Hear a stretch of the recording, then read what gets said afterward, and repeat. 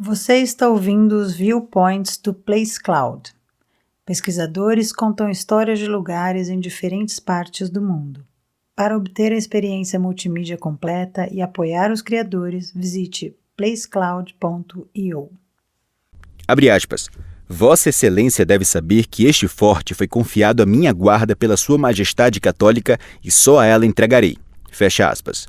Assim escreveu Pero Mendes de Gouveia, governador português da capitania do Rio Grande do Norte, quando foi cercado pelos invasores holandeses em dezembro de 1633. Depois de ler o recado, Balthazar Bigman, tenente-coronel holandês, ordenou um ataque voraz à fortaleza de Ponta Negra.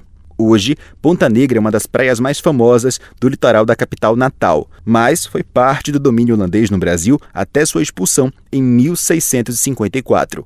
O Rio Grande ficou devastado, teve grande parte da sua população massacrada, bem como as plantações e o gado. Essa história ainda é pouco contada, mas tem quem insista em manter essa memória viva. O filme do cineasta potiguar Edson Soares, Nova Amsterdã, finalizado em 2016, é um exemplo. O longa retrata 2 massacres que marcaram a presença holandesa no Rio Grande do Norte: Cunhaú, em julho de 1645, e Uruaçu, em 3 de outubro de 1645. Os 2 foram orquestrados por um alemão chamado Jacob Rabe, contratado pela Companhia Holandesa das Índias Ocidentais, empresa que financiou a invasão ao Brasil. Rabe já havia passado pelo Rio Grande do Norte outras vezes, sempre escoltado pelos indígenas da etnia Tapuia. Junto dos nativos, matou mais de 80 fiéis católicos nos massacres. Cunhaú foi o primeiro dos massacres. No dia 15 de julho, os fiéis se reuniram para celebrar a Eucaristia na Igreja Nossa Senhora das Candeias. Assim que o padre André Soveral começa a cerimônia, as portas da igreja foram fechadas e o massacre ordenado por Jacob Rabe foi iniciado. Uruaçu foi ainda mais marcante que o primeiro. 3 meses depois, em uma outra igreja, Rabe ordenou um ataque ainda mais sangrento. A população potiguar já vivia sob alerta e medo desde o massacre de Cunhaú. Novamente, durante uma missa, as portas da capela foram trancadas e as tropas holandesas indígenas foram ainda mais cruéis. O padre Ambrósio Francisco foi torturado e nem sequer as crianças foram poupadas.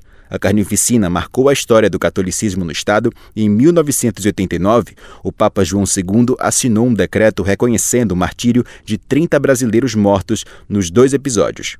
Para a produção do filme Nova Amsterdã, Edson diz ter se inspirado nos massacres, até hoje lembrados nos livros de história do Rio Grande do Norte, além do fato de que as pessoas conhecem a história dos holandeses em Recife, né? A invasão de Recife, Maurício de Nassau, criou uma cidade bonita, né? Os canais de Recife, mas não sabiam, pessoas não sabem sobre os holandeses nos outros estados do Nordeste, como a Paraíba, como Rio Grande do Norte e em outros estados. E aqui em Natal mesmo, os natalenses não conheciam a história.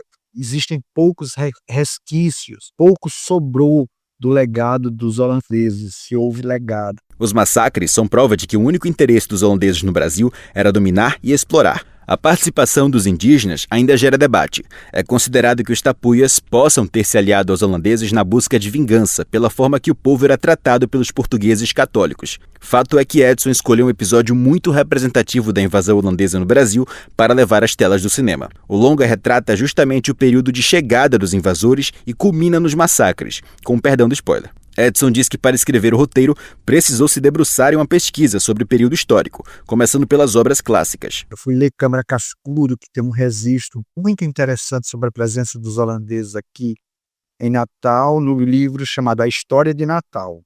Então eu li Câmara Cascudo, depois fui ler outros pesquisadores contemporâneos de Cascudo, como Hélio Galvão, e fui lendo, e depois me encontrei com uma pesquisadora holandesa que morava em Recife, inclusive ela foi responsável pelo projeto de restauração do Forte Orange. Ela é belga, ela não é holandesa, ela é belga. Então ela me ajudou a pesquisar também, ela me ajudou com os diálogos em holandeses, mas também fui buscar pesquisa fora, na Holanda, cartas, registros. Foi uma pesquisa muito profunda e que, no final das contas, eu tive que dar uma limpada, porque eu não ia fazer um documentário, eu ia fazer um filme de ficção. Edson ainda conta que o filme foi um desafio de produção por conta do baixo orçamento e toda a ambientação que o período retratado pedia.